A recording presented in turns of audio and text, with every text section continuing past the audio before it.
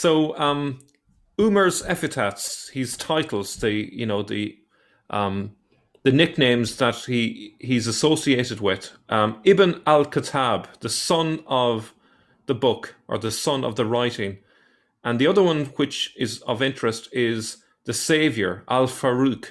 So these are going to be very important. So here's where some interesting information and evidence have shown up. Didn't expect to find it when I looked into the origin of the Alawite sect. So I'm going to give you a little bit of a quick overview of the Alawites because they give us a few clues from the past. Just so people know who the Alawites are, the Alawites are in existence even today. These are the ones who are in power in Syria. The Alawite dynasty, or the Alawite sect, it's a group within Islam that is much more aligned with Shiism than it is with Sunnism. Yeah. Okay, so there's a book called the Kitab al-Majmu'a, which means Book of the Collections, composed of 16 suras. So that's going to be our source for what I'm going to say later. The Alawites are believed to have been founded by Ibn Nusayr during the 9th century. The book was written down by a former Alawite member who became a Protestant or a Christian, and it was printed in the 1860s. So this was something that was meant to be kept a secret within the sect for obvious reasons, because this group has been persecuted by the Sunnis and the Shias down through the centuries. So obviously they don't want their doctrines known. But in those doctrines, we can trace some of the early ideas that were in that large pool from which the various sects drew their ideas from. And that's why it's of relevance to us. It is believed to represent the secret doctrines of the Alawite sect. And I just want to mention that the name Alawi appears as early as the 11th century. So it isn't just a recent name. It's also referred to as Nusayri, but I'm going to stick with the other name. Now, in their belief, they have this idea that Ali is the manna, or God's manifestation. Muhammad is the hijab, or veil, that conceals Ali's true identity as God. And Salman al-Farsi, or Salman the Persian, is al-Bab, or the gate. Now, I'm not going to get involved too much in their theology, but they have a sense that these three historical individuals were in some way a manifestation of God, which is a very similar notion to the Zoroastrian idea that God manifests himself in history. So that's their belief. So these three figures, Ali, Muhammad, and Salman al-Farsi, are going to be key to unraveling all this. So I'm going to draw our attention to a few key passages from this book. So in Surah 1, I just want to emphasize when we're talking about the surahs, this is not from the Qur'an, this is from the Alawite book. It says, "It is you, O Emir of the bees, O Ali ibn Abi Talib." Now, what does a bee do? A bee goes around to different flowers, pollinating them, taking a little bit from each flower. And if we look at the Quran, we see that sort of thing going on, a little bit from here, a little bit from there. So it's an interesting title that Ali is given in the Alawite sect. And we can see here that he's also referred to as Abu Turab. So if we can remember that Ali is also referred to as Abu Turab. There's a reference to Salman there, which I'm not going to go into. And it says here, secretly you are our God and openly our Imam. So, this is obviously a doctrine that Alawites don't want the public to know about, the idea that they believe Ali and Muhammad, etc., are a god in some way. And it says, you appeared in the divine essence, you rose in the form of Ali and veiled in the form of Muhammad. So it's kind of like the Trinity, essentially, that they have. That the idea of the Trinity, but focused on Ali, Salman, and Muhammad.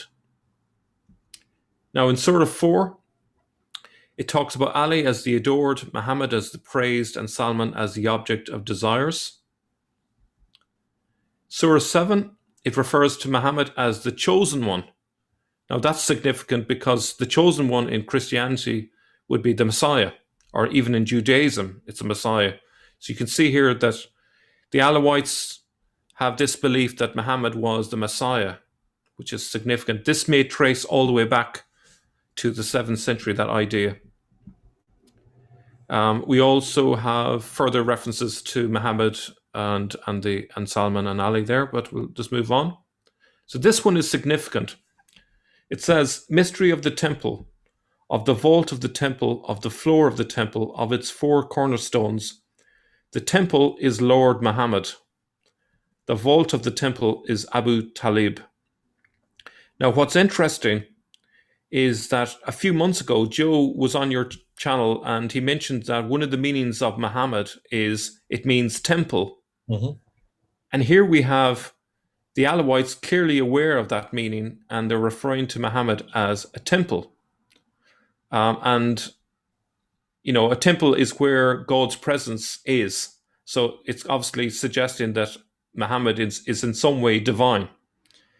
And we see an image of Umar entering Jerusalem there in the center, or at least an illustration of it. One of the things that he set about doing was he went to the location where the Dome of the Rock is now. But you can see on the picture on the far left, you have the rock there, which is exposed. This was believed by Jews and Christians to be the very place where Abraham went with Isaac to sacrifice him in obedience to God. What does Umar do when he eventually got to Jerusalem? He built a masjid, or a place for prostration, a place for prayer on that very site. And so it's interesting how all of this fits together. It's fascinating because I've just done a video. It's you all can see it. It's up online now with Paul from London, who you introduced me to, Mel. Thank you so much. And Paul does a whole series of reference points like the Masjid al-Haram, which is the forbidden place of bowing, the place to bow, which is the place what Muslims claim today is in Mecca, the Kaaba, where that cube is, that's black cube is. He would say, no, all these references to Masjid al-Haram is exactly right there where you're looking right now, which is where the temple lived. This is Mount Moriah. This is where Abraham supposedly sacrificed, well, was going to sacrifice Isaac. And it is the place that the Jews and Christians still believe today where that happened. It's where the temple then was built, was then destroyed in 70 AD. And then it looks like Umar comes and then builds his own, his own Masjid al-Haram, or he would call it just the masjid, if the word masjid was that early. We're not sure that's that early even. But it's fascinating that everybody is going to that same rock, to that same mount, because of its historical relevancy. Yeah, and just an extra little note, Sebius has a different version on this. He tells us that the Jews had constructed a place of prayer over that area at that time. And when Umar came in, he basically said, we're having that, you'll have to find your own place of prayer. And he did some additional work. So it's between the two groups, which of them actually built it. I'm not 100% sure which is the right version, but I presume there was something there that he took over and decided to make that a focal point of prayer. Now, so the key thing I think to draw our attention is the fact there are 3 individuals, Muhammad Ali and Salman al-Farsi, who together are the core 3 individuals for the Alawites. Okay? And a reminder that Ali is also called Abu Turab. Now, if we turn to the following, there is a correspondence or a series of letters between what Leo III wrote in the 8th century and the Alawite doctrine. Now, Leo III was the Byzantine emperor, and in the 8th century, he wrote to another Umar of the 8th century, not to be confused with the Umar that we've just mentioned. He wrote to Umar II, and basically they had a debate between both sides, and Leo is quite scathing about this new religion that seems to have emerged, and he's quite mocking. And he basically says the following, and this I want to credit Murad for this. So he says it was Umar, Abu Turab, and Salman the Persian who composed that, and in quotations, your Burkan, which actually should be your Furkan, even though the rumor has got around among you that God sent it down from the heavens. Do you see what he's saying? He's basically saying this book of yours was composed by three people: Umar, Abu Turab, which is Ali, and Salman the Persian. He doesn't believe for one moment that this is a revelation come down from Ali. He essentially knows who the three people are behind this set of writings. And as you well know, you're going to say it right now, Furqan does mean Quran. It's another name for the Quran. I see you just put it up there on the screen. Yeah. So this was the very earliest name for the Quran. It was actually decades after the first scraps or writings where it came from, before the word Quran was coined for the book. But it's interesting he mentions three people: Umar, Abu Turab, and Salman the Persian. But look at the Alawite doctrine again. It focuses on Muhammad, Ali, and Salman al-Farsi. Do you see the common factor? Let's have a look at the next slide. So as you can see there, when you compare Leo III's list of three people and the Alawites' trinity, if we can call it that, we see that this would suggest that Umar is Muhammad. Quite incredible, isn't it? You'll be fine. Yeah. Listen, can I just interject at this point? What you're bringing up now, and maybe we're going to have to do a whole complete different episode on this. And I think your good friend La Fontaine is probably the person to bring on board, because he is the one that's unpacked this for you, has he not? Yeah, he is the leading expert on this area, and I think he'd be the key person to unpack it.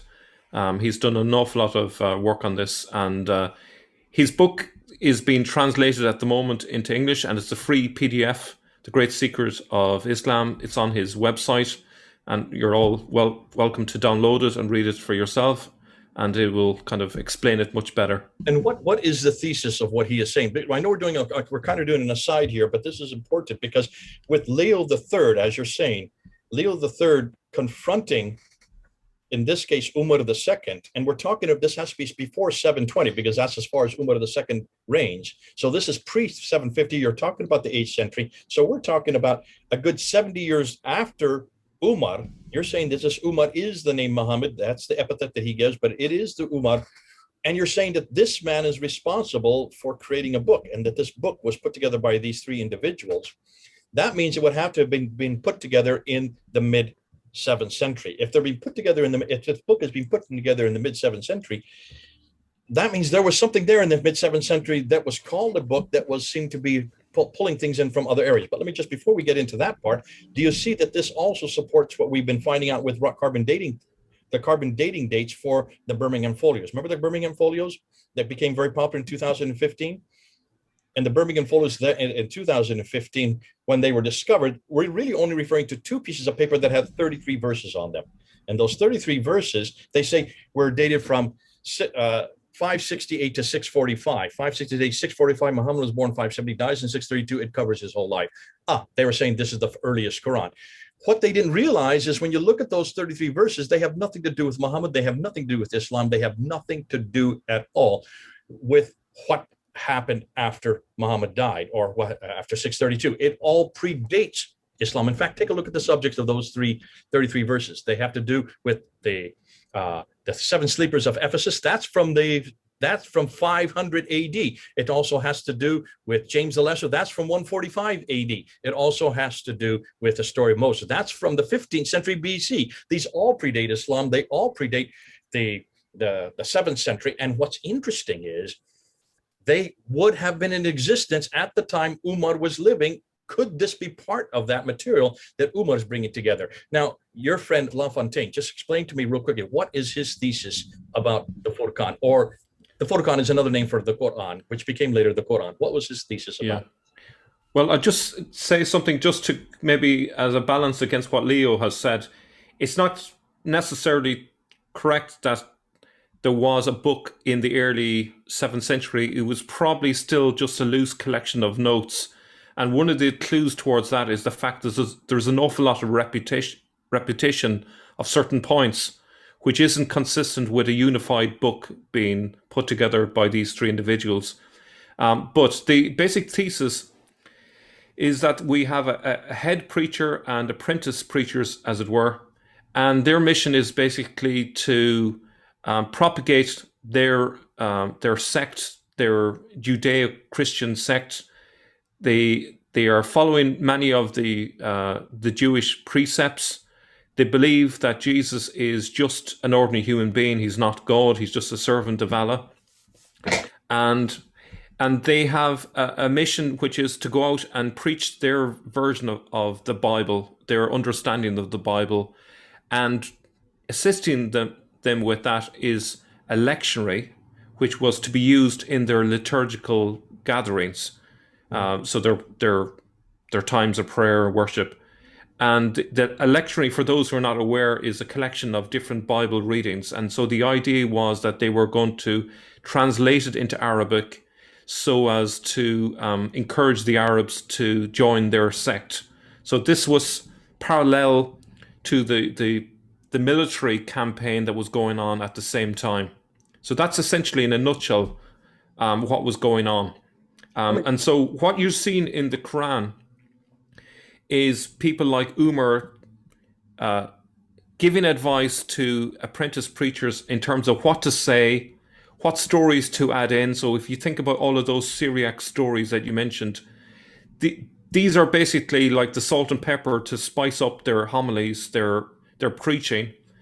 They're not really directly related to the Bible. They're just there to make their sermons a little bit more relevant to the Arabs and make it more interesting. And they have obviously a different understanding of the Bible passages to, let's say, the rabbinical Jews, who are referred to as the kuffar, the coverers, because from their perspective, the rabbinical Jews are covering up the real message with all their Talmud and all the Mishnahs and so on. They believe that they're the ones that are getting back to the original meaning, and that's what they're all about. And so that's, a large part of what you find in the Quran. It's like a preacher's manual. It was only meant to be from one preacher to another preacher. Here's what to say, and so on. That's the main thesis, as I understand it. Is actually supporting what other scholars have done before him. This man here, Luxembourg, says much the same thing. He wrote this in around 2000, and this edition is 2007, and it's known as the Syro-Aramaic reading of the Quran, where he looks and I did a video on it. It's up online. You can see it, where he suggests that much of the material in the Quran today has been borrowed from the Syro-Aramaic Christian writings. That were lifted out, but when they lifted it out, they brought the mystery with them. They didn't understand in putting it into Arabic, and that's why you have so much confusion in the Quran today, why about 20% of the Quran is just misunderstood. He said it's not misunderstood if you go back to the Syro-Aramaic. You can see in almost every case, he solves it. The other man who was probably even more striking is this guy here, Gunther Lulling. This book, actually, Gunther Lulling was a friend of mine. We actually went to Germany, got his transcript written in German. We had it translated into English. This is the result of that. It's a real tome where he has gone back to all these Christian hymns, again, in Aramaic, Syro-Aramaic. He went back to all these Christian hymns that were lifted straight out of these Christian hymns from the 5th and 6th century and then put into the Quran, so that so much of the poetry in the Quran come from these Christian hymns. But you don't understand the real poetry in them until you go back to the Syro-Aramaic to see the antecedents to that, much like what Olaf Lafontaine. But that's for another video. That's for another time. We need to go to that. Let's stick with Muhammad this time, because it looks like the Muhammad you're bringing up could have had material like these lectionaries, like these private documents which they're passing back and forth, never meant to be public, and yet he's being confronted on the Leo III is confronting him on this. Back to your screens again. Now, I don't know if I've said this bit already. I may have. So if we compare Leo III with the Alawites Trinity, it's pretty obvious when you compare the two lists that there's a connection between Umar and Muhammad, because the other two, Abu Turab and Ali, correspond, and Salman the Persian and Salman al-Farsi is obviously Salman the Persian as well. So the Alawites seem to suggest that Umar was in fact Muhammad. That is possibly the big secret hidden in the Alawite sect. But it gets better. Leo says Umar was one of those who wrote the book, or at least the material that ended up in the later book presented to the world under Abdul al-Malik and later caliphs. So from the point of view of Umar in the 8th century, he's obviously aware that there is now some form of a collection. Now, it may not have been true in the middle of the 7th century, but at least by the early 8th century. And he's aware that Umar is one of the writers of this book. But what was the book called? So this is significant. First, it was called the Your Furqan, which means your salvation, as Leo alludes to. Okay? So the idea was this book was all about the idea of salvation. It was because it was connected to that preaching that we mentioned earlier on. The preacher's job was to go and bring salvation to people by converting them to their particular sect. And obviously, as you mentioned, this is a Judeo-Christian sect. It is not what we call Islam today. Second, it is then referred to as the Book of Allah in the Caliph protocols written in the 690s. So you can see there's now a progression, new name for it, Book of Allah. But at some point, they must have felt, well, it's not quite the right name for it yet. So they came up with a third name for this collection, and it was called the Qur'an. Now, what's interesting is that this is a misnomer, as it isn't technically a lectionary. The Aramaic word Kiriana, a book with biblical readings, is what the Quran is in terms of the meaning of the word Quran. But the Quran itself is not a collection of biblical readings. But what the Quran is doing is talking about another book which has those biblical readings in it and which is translated into Arabic. So that's what's going on. And I believe they called it the Quran because the word itself is found in the text of the book, and that's why they decided to go with the word Quran. But this shows that they didn't understand what they were dealing with. This was the wrong word to call it. So this was, I would suggest, a mistake that they made at that time. They shouldn't have called it the Quran. It's the wrong name for the book. Sorry, I forgot there was that bit there. Okay, so a lot of this material that I've mentioned here comes from Murad. But if we go from there, we got an interesting extra piece from Faye, our good friend Faye, who sent everybody to know who is Murad and who is Faye, because not many people know who these people are. These are people on your team, but just introduce them to our current audience. Yeah, so Murad is a guy from the Middle East. He speaks Arabic, and he is doing a lot of research, as I am, into the origins of Islam. Faye is a woman from the Southern Hemisphere, and she's also done some interesting research in the background, and she has done an interesting study in relation to the night sky in the early 7th century, and she came up with an interesting event that occurred in the year 610, which was that during a crescent moon in the year 610, the planet Mars came out from under it, and this event may have been a trigger point at that time, a significant event that might have led to what happened in 614, the conquest of Jerusalem by a Jewish, Arabic, and Persian group. But that was a little bit of research that she did. But this is from her. She says, I was just reading an online post explaining the meanings of Furqana and Farooq. The word source is F or Q, which in Assyrian means to save, salvation, or savior. So when Umar conquered Jerusalem, he was labeled as the Farooq, the savior, by the then Christians who were persecuted by the Romans.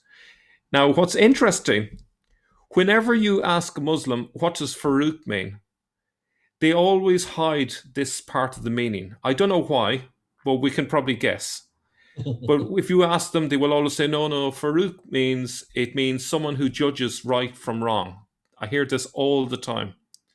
But the actual primary meaning is to do with salvation. That's what it means. So it's interesting that they've been scripted to avoid making reference to this primary meaning of the word Farooq. And we'll see why in a moment. So when we look at this, your famous statement, the book and the man, the book and the man. Mm-hmm. Well, the book is the Furqan, which means salvation. The man is Umar, and his epithet is al-Farooq, the Saviour. So you can see how those two are linked. And then another epithet, another title, as we saw earlier, is Ibn al-Khattab, the son of the book, the son of the writing. So even from within the Islamic tradition, they are revealing everything that Leo has just said, which is that Umar is one of the people behind this book. Yeah. He is the guy that has been writing some of these passages that became what we call today the Qur'an. So this is hugely significant. This is Do you want great. to jump in on that? This is fascinating because you're not only looking at the antecedents for the man Muhammad, as we've been trying to find him in the 7th century. It looks like Umar is that man. He fits every category. He's in the right place, way up north. He's in Jerusalem. He comes with a sword. He takes on the description as the Christ who is yet to come. He refers to himself as having the keys of paradise, all these other things that we see who this Umar is. But he also is the one who is responsible for these lectionaries, these bringing together these private discussions with he and another, which could also be the antecedent to the Quran, the book and the man, the book and the man, the book and the man. You're right, that is my signature piece, but what you're doing is you're finding antecedents to both the book and the man in one fell swoop. And here we're doing everything from the 7th century. We're looking at the 8th century for Leo III to refer back to the 7th century, but he's referring to very real people who lived in the 7th century and a very real piece of literature. Not a book yet. We don't know it as a book yet. It then became the Quran. Even the word qara'a, to recite, it looks like that also comes from the same source. Great stuff. I love this. This is exciting. Okay, but let's see who is the real savior. Is it Muhammad or Jesus? Umar was assassinated, according to different reports. He lived by the sword and he died by the sword. According to one report, he was stabbed, I think it was 6 times, apparently, and he died 3 days later of his wounds. Jesus was crucified, but he rose again 3 days later. What a contrast between the two. I would suggest Jesus is the real savior, and Umar couldn't save anyone, including himself. Yeah. So that's the wrong man at the wrong place, doing the wrong thing at the wrong time. We've got the right man at the right place, doing the right thing at the right time. Go ahead. Terrific. Now, this is the good, beautiful thing. Have you noticed what you have done is what I've asked you to do? Thanks so much, Mel. You've gone back to the 7th century. You're willing to say that what you said earlier about Ilyas ibn Qabisa may have been wrong. We can thank people like Joe and others who have tried to say, wait a minute, be careful. There's someone that fits the bill much better. And it's not Ilyas ibn Qabisa. It looks like it's this man, Umar. And this Umar is the right man at the right place. So it makes sense that they're referring to him. So it makes sense that he is in Jerusalem. Muhammad was never in Jerusalem. Umar was in Jerusalem. Muhammad never had a sword that far north or lived just close to Gaza. That's way too far north. We're talking about 1,000 miles too far north. Yet when you look back and see, if you're going to put and say that this could be the first Muhammad, this could be the 7th century Muhammad. It's fascinating because anybody could be called Muhammad. That is a title, is it not? It is the praised one. If you're somebody in command, if you would see yourself as a prophet, most people who were in the 7th century considered themselves to be prophets. They wanted that mantle to give them more authority. That would be very easy to also use that as an epithet. That was one of his epithets, because the praised one of God would be something you would want to have behind your name, again, to give you credibility. But here, what I find fascinating is you're moving into another area, and that is this guy also had something to do with some writings. Now, these writings are the ones that are appearing now that we're seeing from the 7th century that have been carbon dated to that time. Could that be part of it? Could we be what Olaf is saying? Is there something also from this that the Quran was finally derived. Even the word itself, the qara, which became a succession of words, the Furqan being the first, all the way up to qara, which we now know today in Arabic means the recitation. Well, these lectionaries were recited, were they not? That's what you do with lectionaries. That's the whole purpose of lectionaries. But the lectionaries that they were reciting were actually controlled and recreated by Christians. Fascinating. And the poetry that we see in the Quran today is probably created from that source. This is the stuff we love. And this is why it's important that you're doing what you're doing, Mel, even though you're supposed to be on vacation. God bless you for keeping awake at night and making sure that you run through in your mind, your great mind, all these different areas that keep bringing up little flags here and there. Now, folks, this is a whole new context. This is a whole new theory. This is a whole new, what we're going to call green papers. I've been told, be careful. White papers are what you go out as a proposal once you've come up with your ideas. Green paper is what you do. You put it out there to see what how people react. So we're going to redirect this as a green paper that we want to make into a white paper. This is a green paper, which means, folks, if you see what you like, if you don't see what you don't like, for heaven's sake, say what you want.